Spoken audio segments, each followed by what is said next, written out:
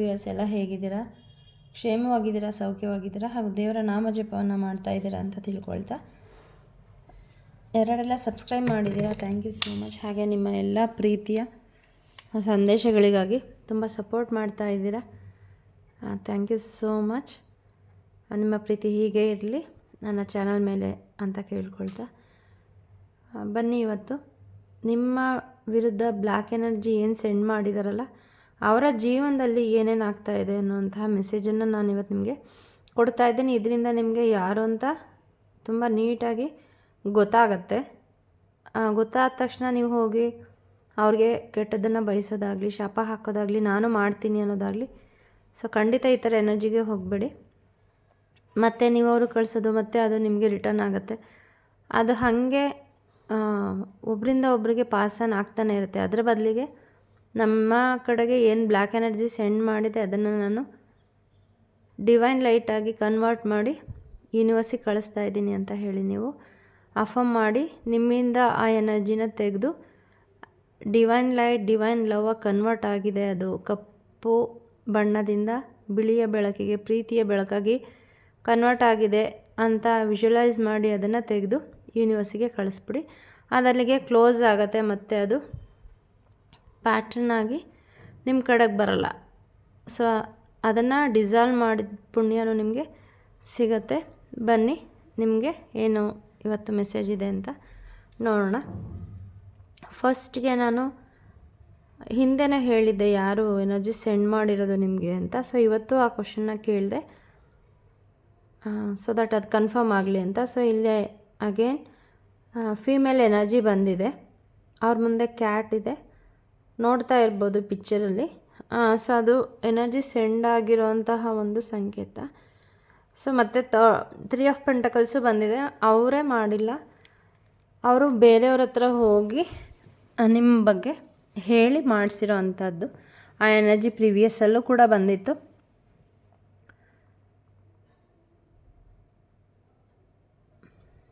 ಮತ್ತು ಅವರು ಕೂಡ ಮ್ಯಾನಿಫೆಸ್ಟ್ ಮಾಡ್ತಾ ಇದ್ದಾರೆ. ಇದು ಪಾಸ್ಟ್ ಲೈಫ್ ಕರ್ಮನೋ ಏನೋ ಗೊತ್ತಿಲ್ಲ. ನಿಮ್ಮನ್ನು ಕಂಡ್ರೆ ಅವ್ರಿಗೆ ನೀವು ಖುಷಿಯಾಗಿರೋದನ್ನು ನೋಡೋಕ್ಕಾಗಲ್ಲ. ಸದಾ ನೀವು ದುಃಖದಲ್ಲೇ ಇರಬೇಕು, ಹಣಕಾಸಿಗಾಗಿ ಒದ್ದಾಡಬೇಕು, ಮತ್ತು ನಿಮ್ಮ ಲೈಫಲ್ಲಿ ಪ್ರೀತಿ ಇರಬಾರ್ದು, ನಿಮ್ಮ ಫ್ಯಾಮಿಲಿಯಿಂದ ನಿಮಗೆ ಪ್ರಶಂಸೆ ಸಿಗಬಾರ್ದು. ಯಾವಾಗಲೂ ನಿಮ್ಮನ್ನು ನಿಮ್ಮ ಸುತ್ತ ಇರೋರು ಬೈತಾ ಇರಬೇಕು, ಅವರನ್ನು ಹೊಗಳ್ಬೇಕು. ಸೊ ಈ ಥರ ಒಂದು ಎನರ್ಜಿ ಕಾಣಿಸ್ತಾ ಇದೆ. ತುಂಬ ದ್ವೇಷ ಇದೆ ನಿಮ್ಮ ಬಗ್ಗೆ, ಅವ್ರಿಗೆ ಜಲಸ್ ಇದೆ. ಸೊ ಅದು ಪಾಸ್ಟ್ ಲೈಫ್ ಕರ್ಮನೇ. ನಿಮ್ಗೆ ಯಾರಿಗಾದರೂ ಅವ್ರನ್ನ ಫರ್ಗಿವ್ ಮಾಡಿ. ಸೊ ಹೋಗಿ ಫರ್ಗಿವ್ ಮಾಡಬೇಕು ಅಂದರೆ ಅವ್ರ ಮುಂದೆನೇ ನಿಂತ್ಕೊಂಡು ಕೈ ಮುಕ್ಕೊಂಡು ಕೇಳಿ ಅಂತಲ್ಲ. ಪ್ರತಿಯೊಬ್ಬರಿಗೂ ಹೈಯರ್ ಸೆಲ್ಫ್ ಅಂತ ಇರ್ತಾರೆ, ಸ್ಪಿರಿಟ್ ಗೈಡ್ಸ್ ಇರ್ತಾರೆ. ಸೊ ಅವರನ್ನು ಕಾಲ್ ಮಾಡಿಬಿಟ್ಟು ನೀವು ಅವರ ಹೈಯರ್ ಸೆಲ್ಫ್ಗೆ ನಾವೇನು ಮಾಡಿದ್ದೀವಿ ಗೊತ್ತಿಲ್ಲ, ಅದಕ್ಕೆ ನೀವು ನನ್ನ ಕ್ಷಮೆ ಕೊಡಿ, ನಾನು ನಿಮ್ಮನ್ನು ಕ್ಷಮಿಸ್ತಾ ಇದ್ದೀನಿ, ರಿಲೀಸ್ ಮಾಡ್ತಾ ಇದ್ದೀನಿ ನಿಮ್ಮನ್ನು, ಐ ರಿಲೀಸ್ ಅಂತ ಕೆಲವೊಂದು 41 ದಿನ, 11 ದಿನ, 21 ದಿನ ಈ ಥರ ನೀವು ಹೇಳ್ತಾ ಬರಬೇಕಾಗುತ್ತೆ. ಕೆಲವ್ರಿಗೆ ಎನರ್ಜಿ ನಿಮ್ಮ ಕರ್ಮ ಅವ್ರ ಜೊತೆಗೆ ರಿಲೀಸ್ ಆಗಿದ್ದರೆ ಬೇಗ ಅವರು ನಿಮ್ಮನ್ನು ಬಿಟ್ಟು ಹೋಗ್ತಾರೆ, ಅಥವಾ ಈ ಎನರ್ಜಿ ಎಂಡ್ ಆಗುತ್ತೆ. ಇನ್ನು ಕೆಲವ್ರಿಗೆ ಕರ್ಮಾಸ್ ತುಂಬ ಇದೆ, ಇಬ್ಬರ ಮಧ್ಯೆ ಇನ್ನೂ ಶೇರ್ ಆಗೋದು ತುಂಬ ಇದೆ ಅಂತ ಇದ್ದಾಗ ಇನ್ನೂ ಸ್ವಲ್ಪ ದಿನ ತಗೊಳುತ್ತೆ. ನಾನು 1 ವಾರ ಹೇಳಿಬಿಟ್ಟು ಏನೂ ಸರಿ ಹೋಗಲಿಲ್ಲ ಅಂತ ಅಂದ್ಕೋಬೇಡಿ. ಅದು ಈ ಮೆಸೇಜ್ ನಿಮ್ಮ ಮುಂದೆ ಬಂದಿದೆ ಅಂತಂದರೆ ಖಂಡಿತ ಅದು ರಿಲೀಸ್ ಆಗೋ ಟೈಮ್ ಬಂದಿದೆ ಅಂತ ಫರ್ಗಿವ್ನೆಸ್ ಪ್ರೇಯರ್ನ ಮಾಡಿ. ನಿಮಗೆ ಅದರ ಅವಶ್ಯಕತೆ ಇದೆ ಅಂತಂದರೆ ನನ್ನ ಹತ್ರ ನೀವು ಕನೆಕ್ಟ್ ಆದರೆ ಆ ಫರ್ಗಿವ್ನೆಸ್ ಪ್ರೇಯರ್ ಕೊಡ್ತೀನಿ. ಅದಕ್ಕಾಗಿ ನೀವು ಎನರ್ಜಿ ಎಕ್ಸ್ಚೇಂಜ್ ಆಗಿ 111 ರೂಪಾಯಿ ಕೊಡಬೇಕಾಗತ್ತೆ. ಅದು ಥರ್ಡ್ ಪಾರ್ಟಿಗಾಗಿರಬಹುದು, ಅಥವಾ ನಿಮ್ಮ mother in law, father in ಲಾ ಯಾರಾದರೂ ಆಗಿರಬಹುದು, ಅಥವಾ ಕೆಲವೊಂದು ಅನೈತಿಕ ಸಂಬಂಧಗಳಾಗಿರ್ಬೋದು. ಪ್ರತಿಯೊಂದಕ್ಕೂ ಸಪ್ರೇಟ್ ಪ್ರೇಯರ್ ಇರುತ್ತೆ. ಸೊ ನಿಮಗೆ ಯಾವ ಥರ ಬೇಕು ಅಂತ ಅಂದರೆ ನಿಮಗೆ ಆ ಥರ ಪ್ರೇಯರ್ ಸಿಗತ್ತೆ. So feel free to connect. ಅದನ್ನು ಫ್ರೀಯಾಗಿ ಕೊಡಿ ಮೇಡಮ್ ಅಂತ ಅನ್ಬೋದು. ಇಲ್ಲ ಅದು ಎನರ್ಜಿ ಎಕ್ಸ್ಚೇಂಜ್ ಆಗಲೇಬೇಕು, ಇಲ್ಲ ಅಂತಂದರೆ ಅದು ವರ್ಕ್ ಆಗಲ್ಲ. ಪ್ರತಿಯೊಂದಕ್ಕೂ ಅದರದ್ದೇ ಆದ ಎನರ್ಜಿ ಇರುತ್ತೆ. ಅದನ್ನು ನಾನು ನಿಮಗೆ ಕೊಡ್ತಾಯಿದ್ದೀನಿ ಅಂದರೆ ಅದು ಎನರ್ಜಿ ಬ್ಯಾಲೆನ್ಸ್ ಆಗಲೇಬೇಕು. ಹಾಗಾಗಿ ನೀವು ಅದಕ್ಕೆ ಎನರ್ಜಿ ಎಕ್ಸ್ಚೇಂಜು ₹111 ಪೇ ಮಾಡಲೇಬೇಕು. ಬನ್ನಿ ಮುಂದಕ್ಕೆ. ಅವ್ರು ಯಾರು ಅಂತ ಗೊತ್ತಾಯಿತು. ನಿಮ್ಮ ಜೀವನದಲ್ಲಿ ಅವರೇನೋ ಡಿಸ್ಬ್ಯಾಲೆನ್ಸ್ ಕ್ರಿಯೇಟ್ ಮಾಡಬೇಕು ಅಂತ ಟ್ರೈ ಮಾಡ್ತಾಯಿದ್ರು. ಬಟ್ ನಿಮ್ಮ ಲೈಫಲ್ಲಿ ದೇವರ ಅನುಗ್ರಹದಿಂದ ಬ್ಯಾಲೆನ್ಸ್ ಬಂದಿದೆ. ನಿಮ್ಮ ದೇಹದಲ್ಲಿ ಶಿವಶಕ್ತಿ ಸಮತೋಲನ ಆಗಿದೆ. ಬಟ್ ಅವರ ಲೈಫಲ್ಲಿ ಅದು ಡಿಸ್ಬ್ಯಾಲೆನ್ಸ್ ಆಗೋಕ್ಕೆ ಶುರುವಾಗಿದೆ. ನಿದ್ದೆ ಸರಿಯಾಗಿ ಬರ್ತಾಯಿಲ್ಲ, ಏನೇನೋ ಕನಸು ಬೀಳುತ್ತೆ. ಇತ್ತೀಚೆಗೆ ಅವರ ರಿಲೇಟಿವ್ಸಲ್ಲಿ ಯಾರಾದರೂ ತೀರ್ಕೊಂಡಿದ್ದಿರಬಹುದು. ಸೊ ಅವರ ಒಂದು ನೆನಪಲ್ಲೂ ಕೂಡ ಅವ್ರಿಗೆ ಸರಿಯಾಗಿ ನಿದ್ದೆ ಬರದೇ ಇರಬಹುದು. ಯಾವಾಗ ಈ ಥರ ಆಗುತ್ತೆ, ನಮ್ಮ ಎಲ್ಲರ ಸುತ್ತಮುತ್ತನೂ ಕೂಡ ಸೋಲ್ಸ್ ಇದ್ದೇ ಇರುತ್ತೆ, ಡಿಪಾರ್ಟ್ ಆಗಿರೋ ಸೋಲ್ಸು. ಅದು ಯಾವಾಗ ನಮಗೆ ಕಾಣಿಸ್ಕೊಳ್ಳುತ್ತೆ ಅಂತಂದರೆ ನಮ್ಮ ಜಾತಕದಲ್ಲಿ ನಮ್ಮಲ್ಲಿ ಏನು ವೀಕ್ನೆಸ್ ಆದಾಗ, ಅಥವಾ ನಮ್ಮ ಕುಂಡಲಿಯಲ್ಲಿ ಕೆಲವೊಂದು ದೋಷಗಳಿದ್ದಾಗ, ಅಥವಾ ನಾವು ಮಾಡಿರೋ ಕರ್ಮ ಕೆಟ್ಟದಾಗಿದ್ದಾಗ. ಸೊ ಅದು ಅವ್ರಿಗೆ ಸ್ಟಾರ್ಟ್ ಆಗಿದೆ. ಅವ್ರಿಗೆ ಸರಿಯಾಗಿ ನಿದ್ದೆ ಬರ್ತಾ ಇಲ್ಲ, ಏನೇನೋ ಯೋಚನೆಗಳು ಬರ್ತಾ ಇದೆ. ಅವ್ರ ಆತ್ಮಕ್ಕೆ ಗೊತ್ತಾಗಿದೆ ನಾನು ಮಾಡಿದ್ದು ತಪ್ಪು ಅಂತ. ಈವನ್ ಅದು ತುಂಬ ಸರಿ ಅವ್ರಿಗೆ ಅನುಭವಕ್ಕೆ ಬಂದಿದೆ, ಇವ್ರ ಸಹವಾಸಕ್ಕೆ ಹೋಗಬಾರ್ದು ನಾನು, ಇವ್ರು ಸರಿ ಇದ್ದಾರೆ ಅಂತ. ಬಟ್ ಅವರ ಈಗೋ, ದುರಹಂಕಾರ ಅಂತಾರ, ಜಂಬ ಅಂತಾರಲ್ಲ, ಅದು ಒಪ್ಪಕ್ಕೆ ಬಿಡ್ತಾ ಇಲ್ಲ. ನಿಮ್ಮಲ್ಲಿ ಆ ದೈವಿಕತೆ ಇದೆ ಅನ್ನೋದನ್ನು ಅವ್ರಿಗೆ ಸ್ವೀಕಾರ ಮಾಡೋದಕ್ಕೆ ಆಗ್ತಾಯಿಲ್ಲ. ಯಾಕಂದರೆ ಅವ್ರಿಗೆ ನಿಮ್ಮ ಬಗ್ಗೆ ತುಂಬ ನೆಗೆಟಿವ್ ಥಾಟ್ಸ್ ಇರೋದ್ರಿಂದ ಅವರೇ ದೇವರು ಅಂತ ತಿಳ್ಕೊಂಬಿಟ್ಟಿದ್ದಾರೆ. ನನ್ನ ಜೀವನನ ನಾನೇ ಸೃಷ್ಟಿ ಮಾಡ್ಕೋಬಲ್ಲೆ, ನಾನು ಯಾರಿಗೆ ಏನು ಮಾಡಬೇಕು ಅಂದರೂ ಅದಾಗತ್ತೆ, ಈ ಥರ ಒಂದು ಇಲ್ಯೂಷನಲ್ಲಿ ಇಷ್ಟು ದಿನ ಇದ್ದರು. ಸೊ ಅವ್ರು ನಿಮ್ಮ ಸಹವಾಸಕ್ಕೆ ಬಂದಾಗಿಂದ ಅದು ಅವ್ರಿಗೆ ಖಂಡಿತ ಗೊತ್ತಾಗ್ತಾ ಇದೆ, ಇಲ್ಲ ಇದು ನನಗಿಂತನೂ ಇವರು ಪವರ್ಫುಲ್ಲು, ಇವ್ರಿಗೆ ದೇವರ ಒಂದು ಆಶೀರ್ವಾದ ಇದೆ ಅಂತ. ಬಟ್ ಆದರೂ ಅವರು ಬುದ್ಧಿ ಕಲಿತಾ ಇಲ್ಲ. ಸೊ ಎಲ್ಲದಕ್ಕೂ ಒಂದು ಅಂತ್ಯ ಆಗಬೇಕು, ಒಂದು ಕೊಡ ತುಂಬಲೇಬೇಕು, ಅದು ತುಂಬಿಸ್ಕೋತಾ ಇದ್ದಾರೆ ಅವರು. ನೀವು ಅದರ ಬಗ್ಗೆ ಯೋಚನೆ ಮಾಡಬೇಡಿ. ಸೊ ನಿಮ್ಮ ಲೈಫಲ್ಲಿ, ನಿಮ್ಮ ಬಾಡಿನಲ್ಲಿ ನಿಮ್ಮ ಶಿವಶಕ್ತಿ ಬ್ಯಾಲೆನ್ಸ್ ಆಗಿದೆ. ಇನ್ನು ಮುಂದೆ ನಿಮ್ಮ ಜೀವನದಲ್ಲಿ ಎಲ್ಲ ಸರಿ ಹೋಗುತ್ತೆ, ಬ್ಯಾಲೆನ್ಸ್ ಆಗಿ ಇರುತ್ತೆ. ನಿಮ್ಮನ್ನು ತುಂಬ ಅಬ್ಸರ್ವ್ ಮಾಡ್ತಾ ಇದ್ದಾರೆ ಅವರು. ನಾನು ಏನೇನೋ ಮಾಡ್ತಾ ಇದ್ದೀನಿ, ಇವರಿಗೆ ಏನೂ ಆಗ್ತಾಯಿಲ್ಲ, ಯಾಕೇನೂ ಆಗ್ತಾ ಇಲ್ಲ ಅಂತ ತುಂಬ ಕಳವಳ ಪಡ್ತಾ ಇದ್ದಾರೆ. ಸೊ ಅವ್ರ ಮನಸ್ಸಲ್ಲಿ ಅಷ್ಟು ನೆಗೆಟಿವಿಟಿ ತುಂಬಿಕೊಂಡಿದೆ. ನಾನು ಎಷ್ಟೊಂದು ಕಳಿಸ್ತಾ ಇದ್ದೀನಿ, ಏನೇನೋ ಮಾಡ್ತಾ ಇದ್ದೀನಿ, ಯಾಕೇನೂ ಆಗ್ತಾ ಇಲ್ಲ ಅಂತ.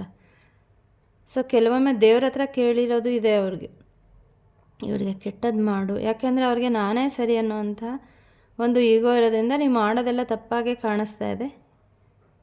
ಯಾಕೆ ಇವ್ರು ಇಷ್ಟೊಂದು ತಪ್ಪು ಮಾಡ್ತಾಯಿದ್ದಾರೆ, ಏನೂ ಮಾಡ್ತಾಯಿಲ್ಲ ನೀವು ಅಂತ. ಬಟ್ ಅವ್ರ ಇಂಟ್ಯೂಷನ್ ಹೇಳ್ತಾ ಇದೆ ಅವ್ರು ಸರಿ ಇದ್ದಾರೆ, ನೀನೇ ತಪ್ಪಿರೋದು ಅಂತ. ಬಟ್ ಅವ್ರಿಗೆ ಅದು ಒಪ್ಪಕ್ಕಾಗ್ತಾಯಿಲ್ಲ. ಅವರ ಜೀವನದಲ್ಲಿ ಒಂದೊಂದೇ ಕೆಲಸಗಳು ಅವ್ರು ಅಂದ್ಕೊಂಡಂಗೆ ಆಗ್ತಾಯಿಲ್ಲ. ಅವರ ಕ್ಲೋಸ್ ರಿಲೇಟಿವ್ಸ್, ಅವ್ರು ತುಂಬ ಹತ್ತಿರದವರು ಯಾರಿಗೋ ಜೀವನದಲ್ಲಿ ದೇವರು ಸಣ್ಣ ಸೂಚನೆಯನ್ನು ಕೊಟ್ಟು ಅವರ ಜೀವನದಲ್ಲಿ ಏನೋ ಒಂದು ಕೆಟ್ಟದ್ದನ್ನು ಮಾಡಿದ್ದಾರೆ. ಅಂದರೆ ಅವ್ರ ಆರೋಗ್ಯ ಸರಿ ಇಲ್ಲ ಅಂತನೋ, ಬಿದ್ದಿದ್ದಾರೆ ಅಂತನೋ, ಈ ಥರ ಅವರು ತುಂಬ ಪ್ರೀತಿ ಪಾತ್ರರು ಯಾರಿದ್ದಾರೆ ಅವರ ಜೀವನದಲ್ಲಿ ಕೆಲವೊಂದು ಪ್ರಾಬ್ಲಮ್ಗಳು ಶುರುವಾಗಿದೆ. ಅದು ಇವರಿಗೆ ಎಚ್ಚರಿಕೆ. ಯಾರು ನಿಮಗೆ ಎನರ್ಜಿ ಸೆಂಡ್ ಮಾಡಿದಾರಲ್ಲ, ಇದನ್ನು ಮಾಡಬೇಡಿ ಅಂತ ಅವ್ರಿಗೆ ಎಚ್ಚರಿಕೆ. ಬಟ್ ಅವ್ರಿಗೆ ಗೊತ್ತಾಗ್ತಾ ಇಲ್ಲ ಅದು. ಸೊ ಇನ್ನು ಮುಂದೆ ಅವ್ರು ನಿಮ್ಮ ಬಗ್ಗೆ ಕಾನ್ಸಂಟ್ರೇಟ್ ಮಾಡೋಕ್ಕೆ ಸಮಯನೇ ಇರಲ್ಲ. ಯಾಕೆ ಅಂದರೆ ಅವರ ಜೀವನದಲ್ಲಿ ತುಂಬ ಟ್ರಾಮಾಸು, ತುಂಬ ಗಲಿಬಿಲಿಗಳು, ತುಂಬ ಯೋಚನೆಗಳು ಶುರುವಾಗಲಿಕ್ಕಿದೆ. ಟೈಮ್ ಸಿಕ್ಕರೆ ಅಲ್ವಾ ಅವರು ನಿಮ್ಮ ಬಗ್ಗೆ ಹೋಗೋದು, ಕೇಳೋದು, ಮಾಡೋದು. ಅವರನ್ನು ನಾವು ರಕ್ಷಣೆ ಮಾಡಿಕೊಂಡ್ರೆ ಸಾಕಪ್ಪ ಅನ್ನೋವಂಥ ಎನರ್ಜಿ ಅವರು ಬರ್ತಾ ಇದ್ದಾರೆ.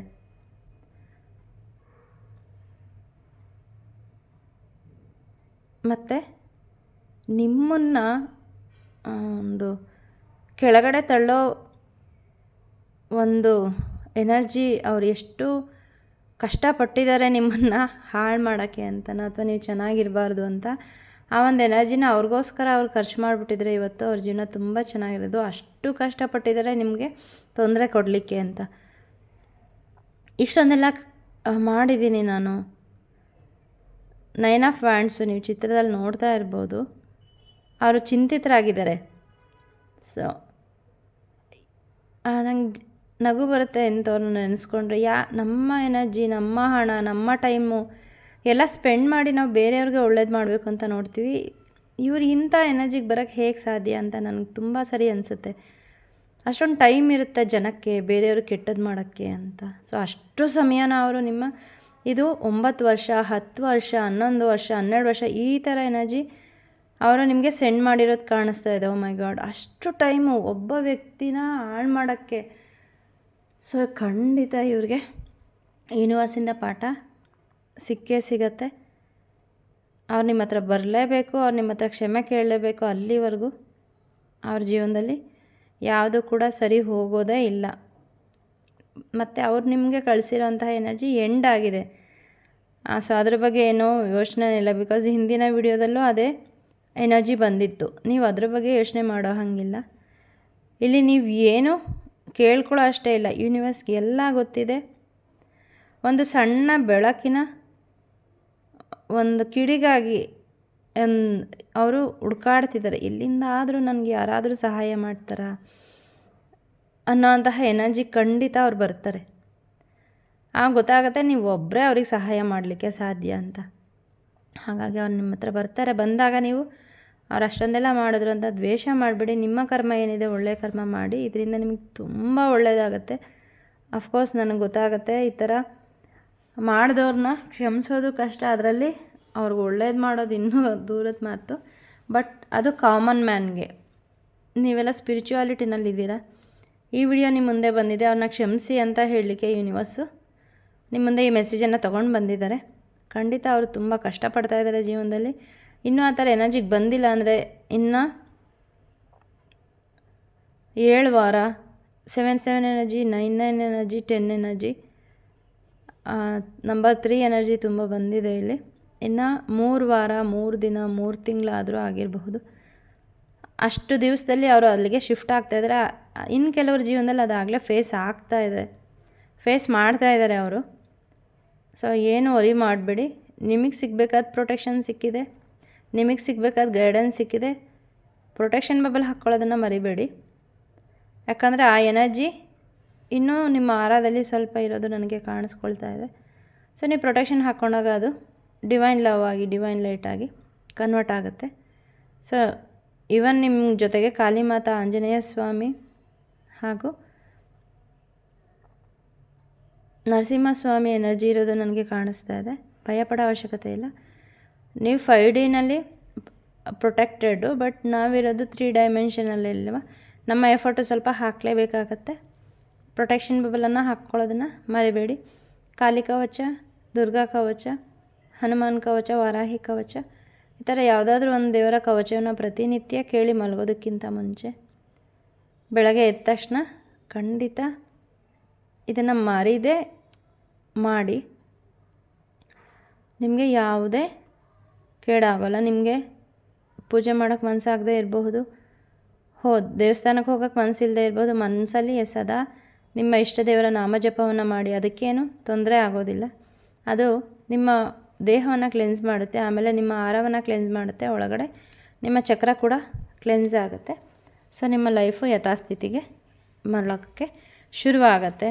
ನೀವು ನಂಬಬೇಕು. ಇದನ್ನೇ ಎನರ್ಜಿ ಯಾರೋ ಸೆಂಡ್ ಮಾಡಿದ್ದಾರೆ, ಯಾರು, ಈ ಥರ ತುಂಬ ಡೀಪಾಗಿ ಹೋಗೋದನ್ನು ನಿಲ್ಲಿಸಿ. ಗೊತ್ತಾಗುತ್ತೆ ನಿಮಗೇನೆ, ಅವರೇ ಬರ್ತಾರೆ. ಏನು ತೊಂದರೆ ಇಲ್ಲ, ಎಲ್ಲ ಒಳ್ಳೆಯದಾಗಿ ಕನ್ವರ್ಟ್ ಆಗ್ತಾಯಿದೆ. ಈ ಮೆಸೇಜೆಲ್ಲ ನಿಮಗೆ ಬಂದಿದೆ ಅಂತಂದರೆ ನಿಮಗೆ ಖಂಡಿತ ಆ ಎನರ್ಜಿ ರಿಲೀಸ್ ಆಗಿದೆ. ಏನು ನಿಮಗೆ ಸೆಂಡ್ ಮಾಡಿದಾರಲ್ಲ ಅದನ್ನು. ಸೊ ಹಿಂಗಾಗಿದೆ ಅಂತ ಹಿಂದೆ ತಿರುಗಿ ನೋಡ್ತಾ ಕೂತ್ಕೊಳ್ಳೋದನ್ನು ಬಿಟ್ಬಿಡಿ. ಮುಂದೆ ನೀವೇನು ಕೆಲಸ ಮಾಡಬೇಕು ಆ ಕೆಲಸಗಳನ್ನು ಮಾಡ್ತಾ ಹೋಗಿ. ಖಂಡಿತ ನಿಮಗೆ ಒಳ್ಳೆಯದಾಗುತ್ತೆ. ಸೊ ಯಾರಿಗೆಲ್ಲ ಪ್ರೈವೇಟ್ ರೀಡಿಂಗ್ ಬೇಕು ಖಂಡಿತ ನನಗೆ ಮೆಸೇಜ್ ಮಾಡಬೇಡಿ. ಪ್ಲೀಸ್ ಫೋನ್ ಕಾಲ್ ಮಾಡಬೇಡಿ. ರಿಸೀವ್ ಮಾಡೋಕ್ಕೆ ನನಗೆ ಸ್ವಲ್ಪ ಕಷ್ಟ ಆಗುತ್ತೆ. ಮತ್ತು ಕೆಲವೊಬ್ಬರು ಸ್ವಲ್ಪ ಎಡಿಟ್ ಎಲ್ಲ ಮಾಡಿ ಮೇಡಮ್ ಅಂತ ಹೇಳಿದ್ದೀರ. ಅಫ್ಕೋರ್ಸ್ ನಾನು ಅದನ್ನು ಅಕ್ಸೆಪ್ಟ್ ಮಾಡ್ಕೋತೀನಿ. ಬಟ್ ನನಗೆ ಸಮಯದ ಅಭಾವ ಜಾಸ್ತಿ ಇರೋದ್ರಿಂದ ನನಗೆ ಅದೆಲ್ಲ ಎಡಿಟ್ ಮಾಡೋಕ್ಕೆ ಸ್ವಲ್ಪ ಕಷ್ಟ ಆಗುತ್ತೆ. ನನಗೆ ನನ್ನ ಉದ್ದೇಶ ಯೂನಿವರ್ಸ್ನಿಂದ ನಿಮ್ಗೇನು ಮೆಸೇಜ್ ಬರುತ್ತೆ ಅದನ್ನು ತಲುಪಿಸೋದು ಅಷ್ಟೇ. ಅದೇನು ಡೆಕೋರೇಟಿವ್ ಆಗಿ ಮಾಡಬೇಕು ಅನ್ನೋದು ನೋಡೋಣ. ನೀವು ಕೊಟ್ಟಿರೋ ಸಜೆಷನ್ ಚೆನ್ನಾಗಿದೆ, ಮುಂದಕ್ಕೆ ಸಾಧ್ಯ ಆದರೆ ಖಂಡಿತ ಮಾಡ್ತೀನಿ. ಬಟ್ ನಿಮ್ಗೆ ಒಳ್ಳೆ ಮೆಸೇಜ್ ಕೊಡಬೇಕು ಅನ್ನೋದಷ್ಟೇ ನನ್ನ ಉದ್ದೇಶ, ನಿಮ್ಮ ಜೀವನವನ್ನು ಬದಲಾಯಿಸೋದು. ಸೊ ಯಾರ್ಯಾರಿಗೆಲ್ಲ ಇವತ್ತಿನ ಮೆಸೇಜು ರೆಸನೇಟ್ ಆಗಿದೆ ತಿಳಿಸಿ ನನಗೆ. ನಿಮಗೇನಾದರೂ ಸಮಸ್ಯೆ ಇತ್ತು ಹೀಲಿಂಗಲ್ಲಿ ಅಂತಂದರೆ ಖಂಡಿತ ನೀವು ನನಗೆ ನನ್ನ ಹೆಲ್ಪನ್ನು ತೊಗೋಬಹುದು. ಖಂಡಿತ ಅದಕ್ಕೂ ಕೂಡ ಪ್ರಾಪರ್ ಎನರ್ಜಿ ಎಕ್ಸ್ಚೇಂಜ್ ನೀವು ಕೊಡಲೇಬೇಕಾಗತ್ತೆ. ಸೊ ಥ್ಯಾಂಕ್ ಯು ಯಾರೆಲ್ಲ ಇಷ್ಟೋ ತನಕ ನನ್ನ ವಿಡಿಯೋನ ನೋಡಿದ್ದೀರಾ. Thank you so much. God bless you. ಶಿವಾಯ ಗುರುವೇ ನಮಃ. ಶ್ರೀಮಾತ್ರೆಯೇ ನಮಃ.